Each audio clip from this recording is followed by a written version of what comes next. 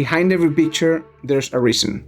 While we were doing the opening of the Emotions Through Glass exhibition, I had this idea of interviewing each of the photographers that were there and ask them a few questions so you guys could know the reasons why they decide to shoot, what keeps it going.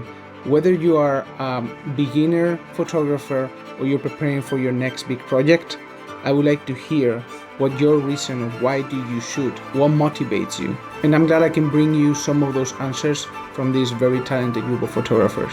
Each of them have a different story, a different avenue where they got to where they are, and I think it's very interesting exploring each of these individuals.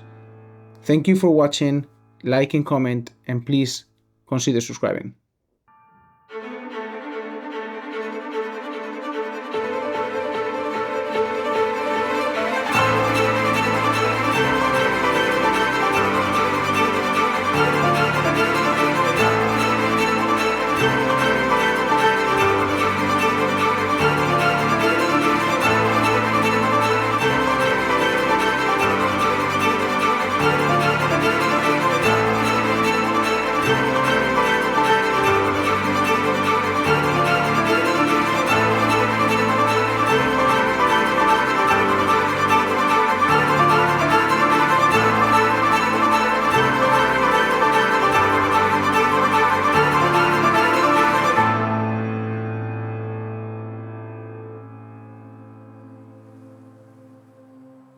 My name is Jaime Fernandez, and I've been shooting for about 15, 16 years now.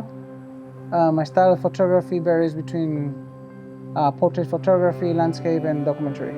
My name is Jason Kummerfeldt. I've been doing photography for probably about 8 years now. I would describe my style as a contemporary documentative, which kind of means nothing. It's a little bit of everything, you know? But when you tell people contemporary documentative, they stop asking questions. My name is Knueven. I shoot film and stuff, and I shoot photos and things. Usually they're abandoned houses because that's how I feel like my soul is. I've been shooting for like 10 plus years. My first camera was a Holga 120, and it was the drug that started it all. My name's Kevin Fickling. I don't have a style of photography. I do a lot of commercial photography as a job, but for me, what keeps it interesting is exploring things. Even like in this show, I have some landscape shots, which to be honest, I feel I'm pretty terrible at, but it's a couple images that I'm pretty proud of. So I would say I don't limit myself to one style of photography. I kind of enjoy doing every style of photography and enjoy how it influences each other. My name is Betina La Plante. I was given my first camera when I was 14, so it's always been a hobby, but shooting professionally since 2009. Tanner Wilson. I am an outdoor photographer and landscape photographer, mainly shoot on 35mm film. I've been shooting for about a decade now. Yeah, and started with film and stuck with it this whole way, so. Oh my gosh, if I had to leave my house like A-snap, it would have to be my M6, but then also it's really close to my Mamiya 7. They're like literally right there. So like I would be like two hands, you know?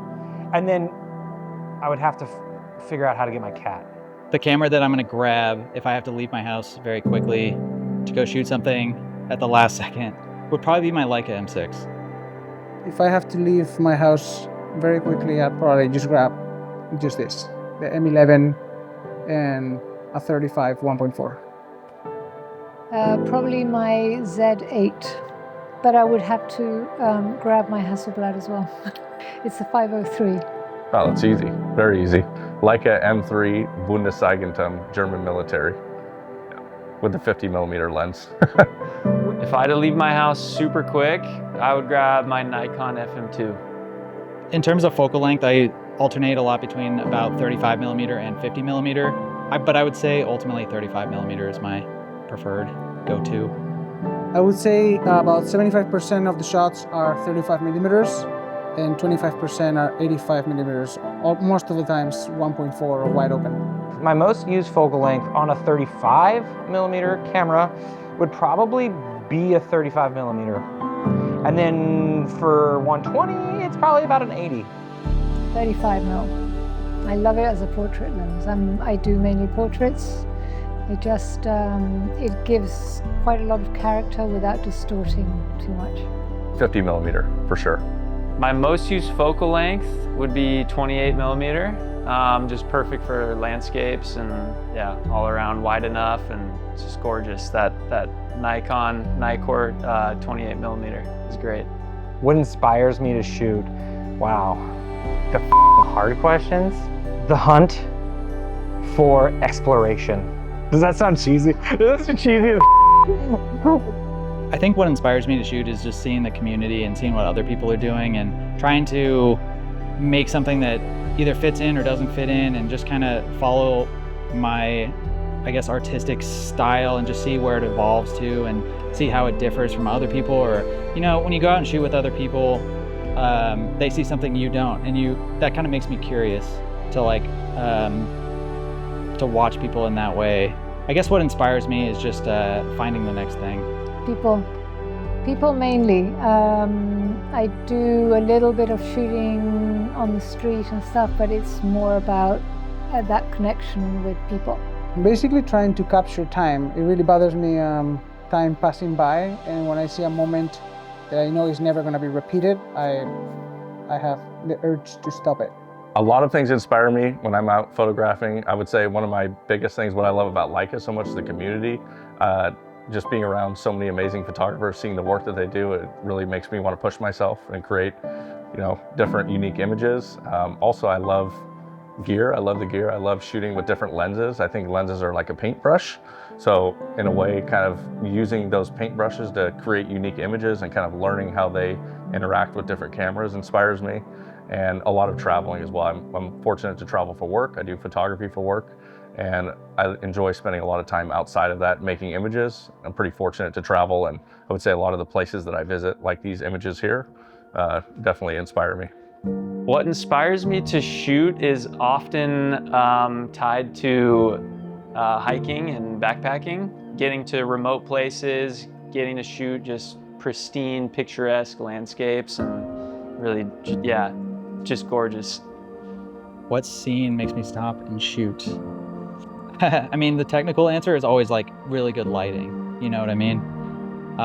If there's really good lighting on something, obviously you just got to shoot it and it'll look great. But I think something interesting that makes you feel away in the moment. If you're walking down the street and there's an interesting scene in front of you that makes you feel like isolated or it makes you feel something, then you should probably shoot it. That's kind of what makes me stop and shoot.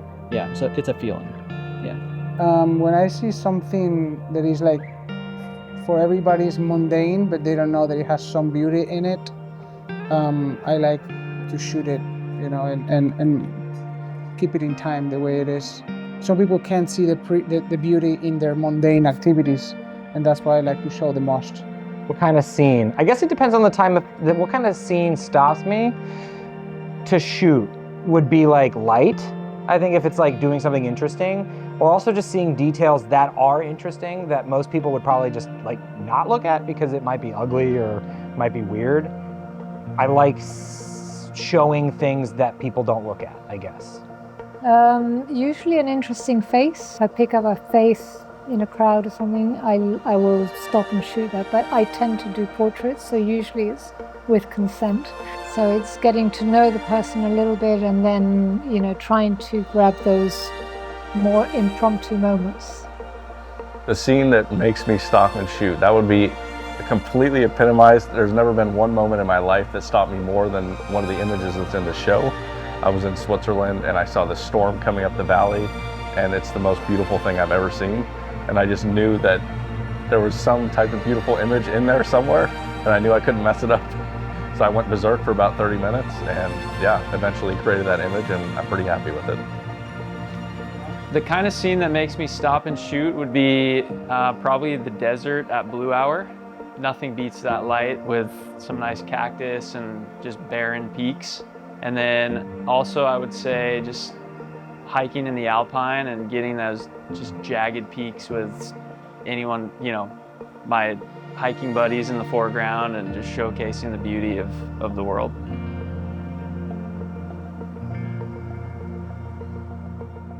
How is this? My name is Jeff. Ooh, Sick. The magic happens in post. Right on. Get the fuck out of here.